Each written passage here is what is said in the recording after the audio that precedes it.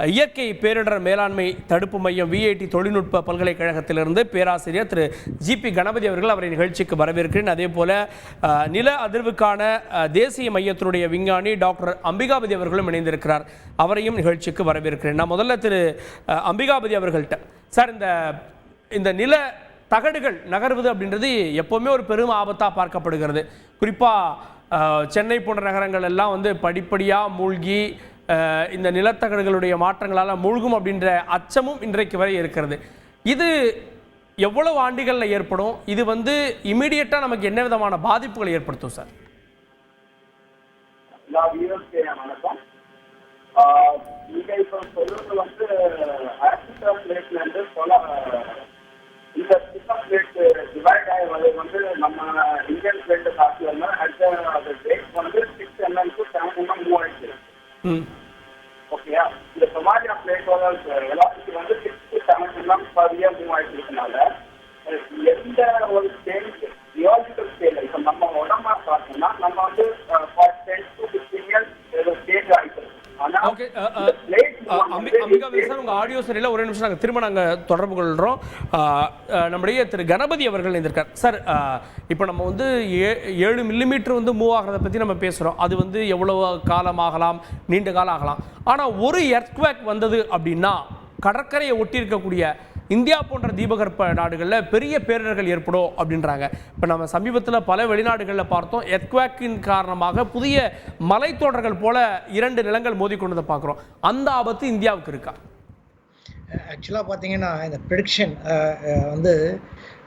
ஒரு hypothetical question தான். இப்போ நீங்கள் வருமா அப்படின்னு கேட்டிங்கன்னா கண்டிப்பாக வருமானா இந்த எர்த்குவேக் ஆஸ் ஆஃப் டுடே பார்த்தீங்கன்னா ப்ரிடிக்டபிள் கிடையாது. ஆக்சுவலாக நம்ம எந்த இடத்துல எர்த்குவேக் வந்தால் ஒரு பேரிடர் வரும் அப்படின்னா செட்டன் மேக்னிடியூட் எர்த்குவேக் மேலே வந்தால் மட்டும்தான் பெரிய பேரிடர் வரும். இப்போ அதே எர்த்குவேக் ஆப்ஷோரில் வந்தால் சுனாமி மாதிரியான பேரிடர்கள் வர்றதுக்கு வாய்ப்புகள் ரொம்ப அதிகம்.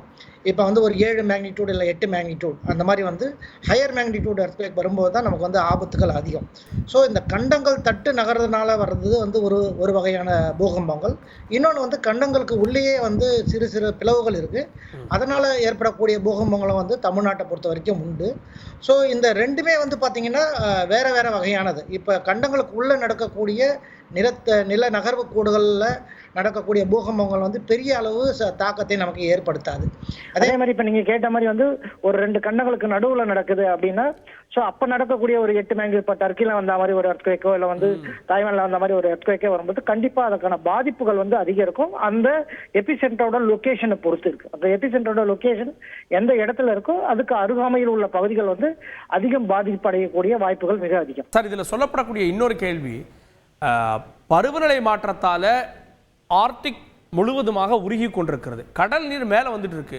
ரொம்ப நியர்பையே சொல்றாங்க 50 வருஷத்துல சென்னை மூழ்கிரும்ன்றாங்க. அதுக்கான சாத்தியக்கூறுகள் உண்மையில இருக்கா? ஆக்சுவலாக பார்த்தீங்கன்னா ஐபிசிசின்னு சொல்கிறோம், நம்ம international panel for climate change.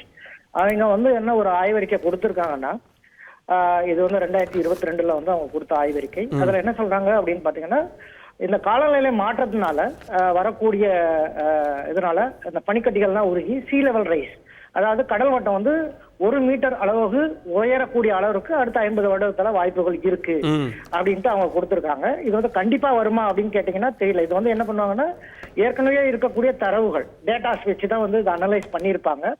So கடந்த ஒரு 40, 30, 50 வருடமா என்ன சீதோஷ்ண நிலை இருந்தது, எவ்வளோ வெப்பம் இருந்தது, அதனால எவ்வளோக்கு எவ்வளோ பனிக்கட்டிகள் உருகிட்டு இருக்கு, அதை பேஸ் பண்ணி அவங்க ஒரு ஸ்டடி பண்ணியிருக்காங்க. அந்த ஸ்டடியோட ரிசல்ட் தான் இதை மாதிரி அவங்க என்ன சொல்லணும்னா 1 மீட்டர் அளவுக்கு கடற்கரை, இப்போ சென்னை மட்டுமல்ல இந்தியாவுடைய ஆல் ஓவர் எங்க கோஸ்டல் சிட்டிஸ்ன்னு சொல்றாங்க. அவங்க கோஸ்டல் சிட்டிஸ் எங்கெங்கெல்லாம் இருக்கும் எல்லா இடத்துலயும் 1 மீட்டர் அளவுக்கு தண்ணீர் உட்புக வாய்ப்பு உள்ளது. இப்போ சென்னையை பொறுத்த வரைக்கும் பார்த்தீங்கன்னா ஒரு பிளாட் டெரைன்.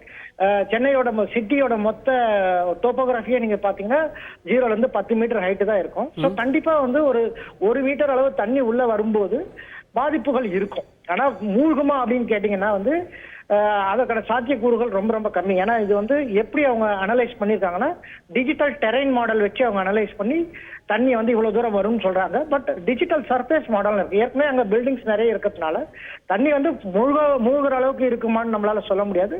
பட் கண்டிப்பா வந்ததுன்னா நிறைய பகுதிகள் வந்து நீரினால் சூழப்பட வாய்ப்புகள் அதிகம். செய்திகளை உடனுக்குடன் தெரிந்து கொள்ள உடனே சப்ஸ்கிரைப் பண்ணுங்க.